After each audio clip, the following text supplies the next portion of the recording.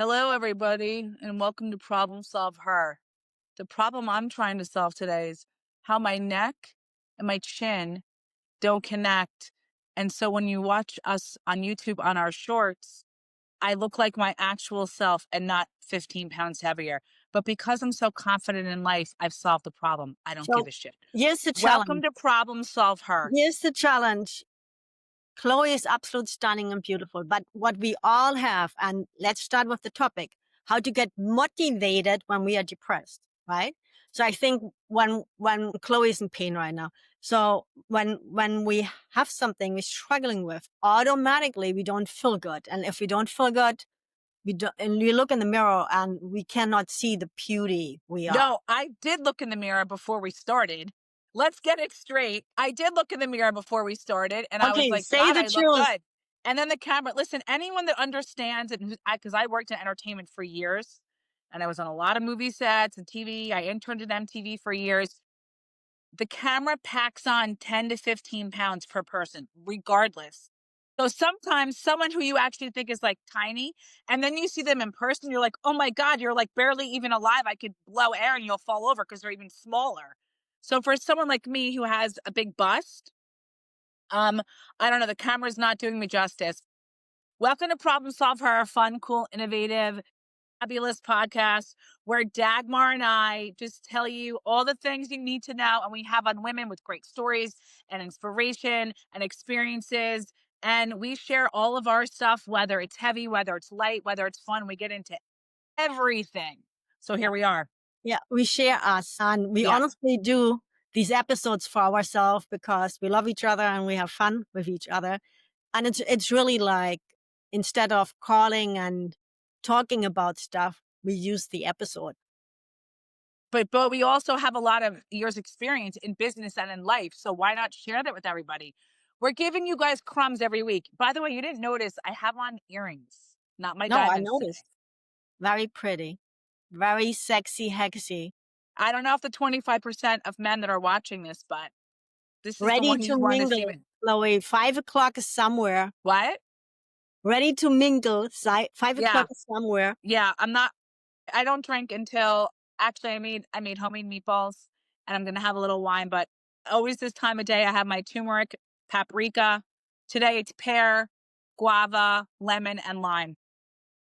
Back to the topic, how to get motivated when you're depressed. And I think we are both great examples because we both love to celebrate, and we are heavy when something happens, and we have to go through the stages Right. to get balanced again. And we both experience it together in a job we did together, and we experience it in our life, different life phases, different journeys we going through. And what helped me motivated when I'm depressed, before I learned that working on yourself and becoming a better person is really rewarding and really can make you happy, I really liked shopping.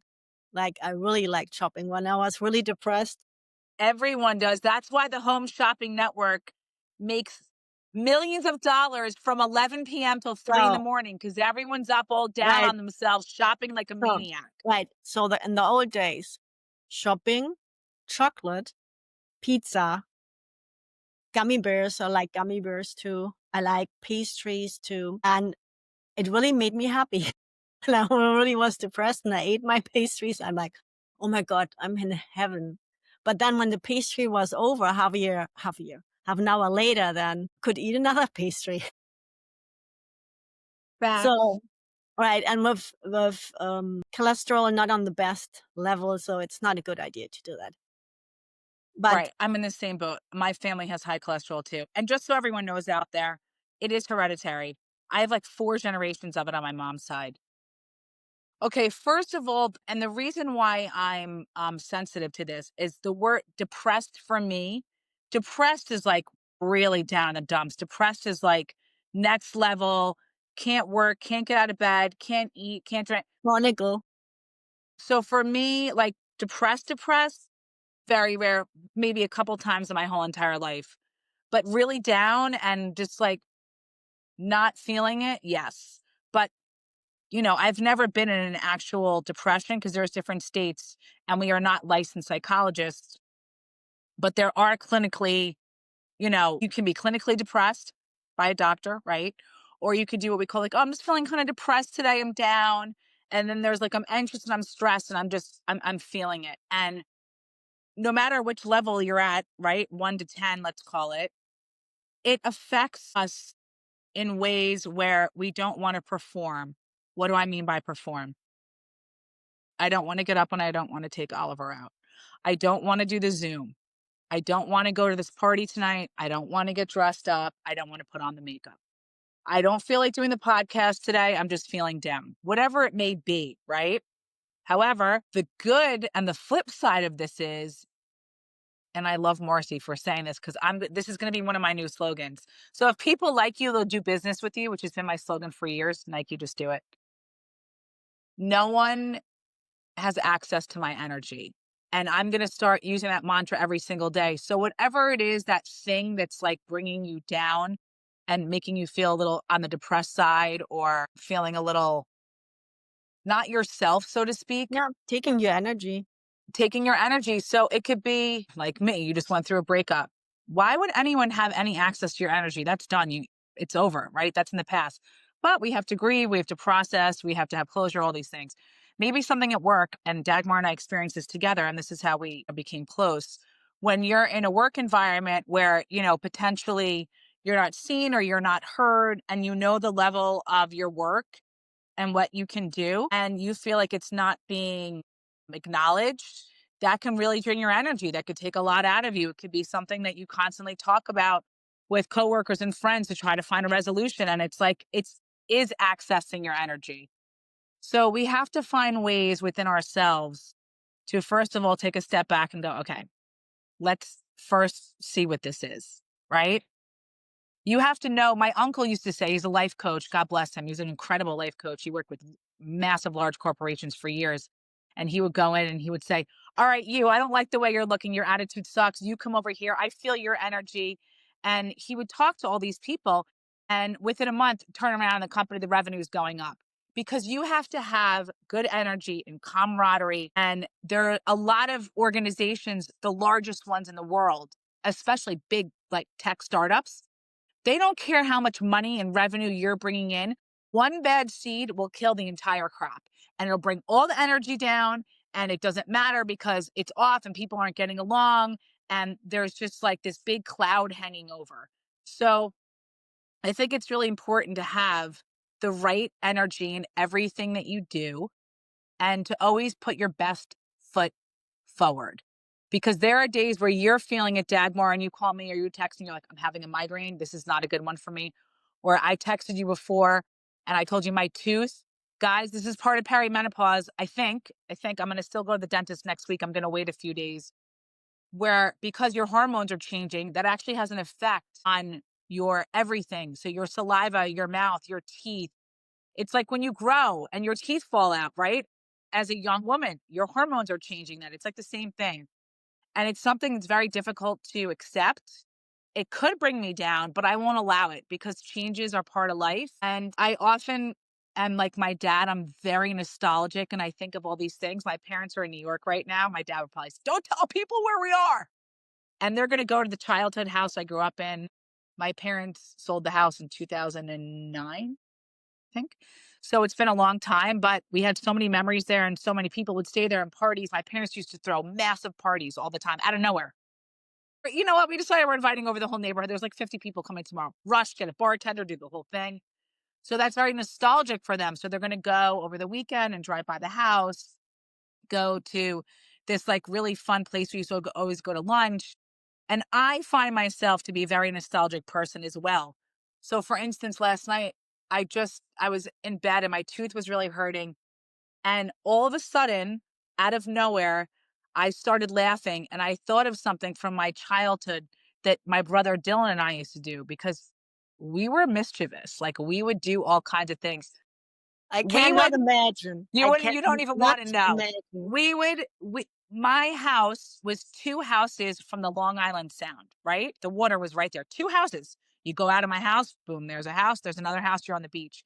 And if you walked about a little less than a quarter of a mile south, I think it's south, you would end up at our club, the Bay Club, where we belong. Tennis, paddle, swimming, sailing, all the stuff. And what we would do is our parents would go there for dinner and they would say to us, "You better be at the end of this barbecue. You guys better walk down and show up." It's called pool hopping. So every single house that was on the water there, these were 5,000 to 6,000 square foot houses, they had sprawling lawns and everyone had a pool. So it's called pool hopping. We would go on their property because it was on the edge by the beach, jump in the pool, go off the diving board, go to the next house. And you'd hear someone calling, "Hey, get out of my pool." And we'd jump all the way down and we'd show up at the barbecue soaking wet. And my parents would go, "What are you two up to now?" We're like, "We just like pool hop the whole way down here. We had so much fun." But it reminded me in that moment that if you're feeling down or you're feeling a little depressed in the moment or a little stressed, you have to have something that reminds you of how great life is. And so that kind of popped in my head and I couldn't stop laughing to myself. I mean, who in their right mind has the nerve, the chutzpah to just jump in someone's pool, swim, go on their diving board, go down the slide, get out, have the neighbor go, "When are these kids get out of my pool?" And then go to the next one and keep going.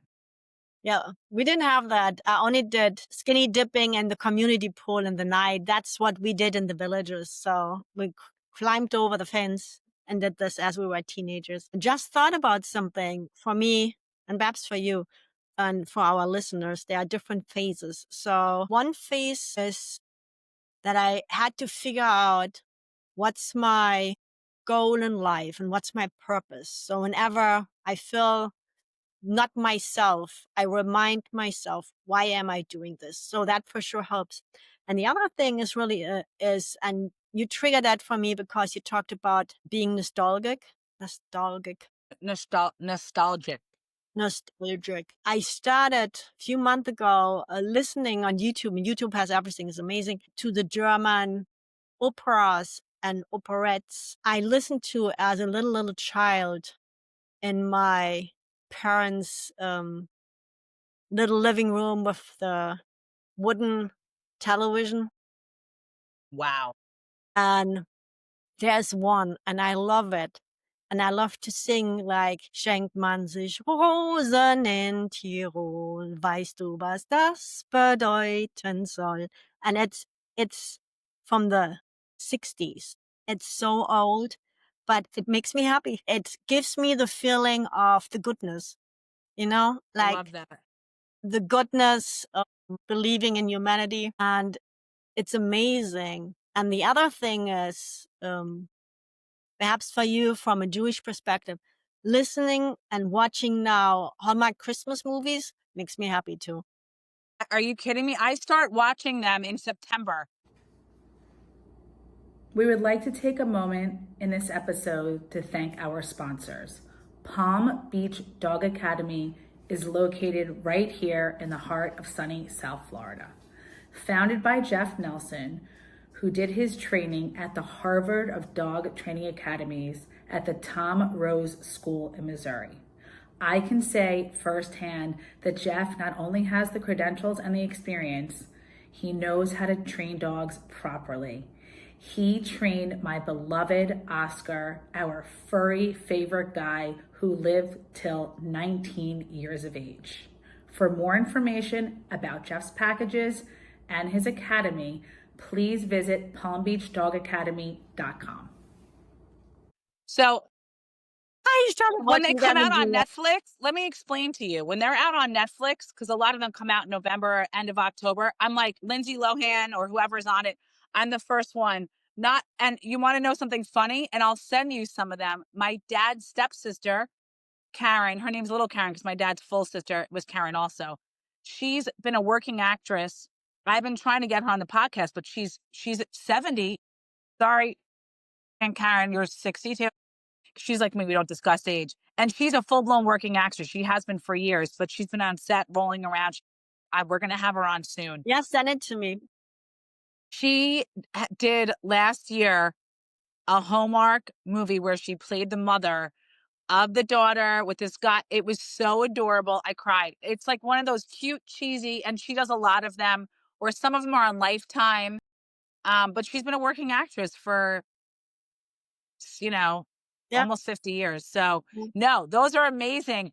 You know what? Tonight, I'm going to go on to Prime has them also, and Netflix. And I'm just going to type in, if you type in the search romance, because they have topics, I'm going to type in romance and I'm going to watch a cheesy, buttery movie. Yeah. I don't have television. I watch YouTube. But yeah. So by preparing in my mind what we talk about today, so one thing is for sure, reminding me why I'm here. And that gives me high frequencies and it helps me to move forward. And the pure happiness, just because it's really the Hallmark movies and the operas and the operettes from my childhood. And just thinking about how close you are with your sister Chloe should really bring you into a very just kidding. Yeah, now that I know you like to watch that too, whenever I watch them now, I will think of you. But yeah, so That's amazing that you find that within yourself and that you're able to dig deep, because that's what we have to do. Some people are just sitting on the surface level. They're always complaining, this is going wrong, that's going wrong. This happened to me. I can't make money.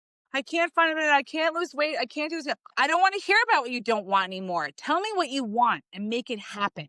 let's say it like this, and you are a beautiful example for that, right? You still feel it, you still go through it, and you do not allow to let it change you or take Nope. over, right? So, and I think that's when we think about the structure of this, you have the awareness to recognize when it's coming. Instead of reacting, you decide to act. And then whatever you want to focus on, if you want to focus on why you're here, if you want to focus on Oliver, if you want to do things what you know that makes you happy. And I think the biggest thing is, because we don't focus on it, right? The negative energy, the depression. And it's not, like you said, it's not clinical depression, what we're talking here about. We are not therapists. So we're just sharing real life experiences. But by changing the mindset and taking your focus off from the low frequencies to what brings you high frequencies, you just leave the situation and leave the internal environment you're in, and you create a new reality for you. I don't do that always. I don't want to sit here and hoodwink people into thinking that I always do that, because sometimes there's a process. But I do try to do that because I've learned in the past, you know, the slogan, you can't beat a dead horse. It's like, why keep going over and over and over and staying in that moment and doing it and going and being? It's like, take a step back. The one thing I will say that I'm very good at is I don't hold grudges. If I have an issue with someone I'm close with, whether it's my partner or a family member or someone I work with, I want to get it over with immediately. Now, some people don't. They're like, wait, hold on. I'm like, no, I want to discuss this now. Let's get this over with. Let's move on. Let's release this energy and this toxin from our body. But some people don't like conflict, so they can't do it. Or they're not consciously aware and they're not digging deep inside and saying, I have to confront this. So that sometimes can be hard, because then you're like to the person, come on, I want to discuss. Let's do it. So you can't always assume that people are going to be on the level you're at. But at the same time, we have to release. And sometimes on our own, we don't have closure from certain situations. We have to create them ourselves, which can be very difficult.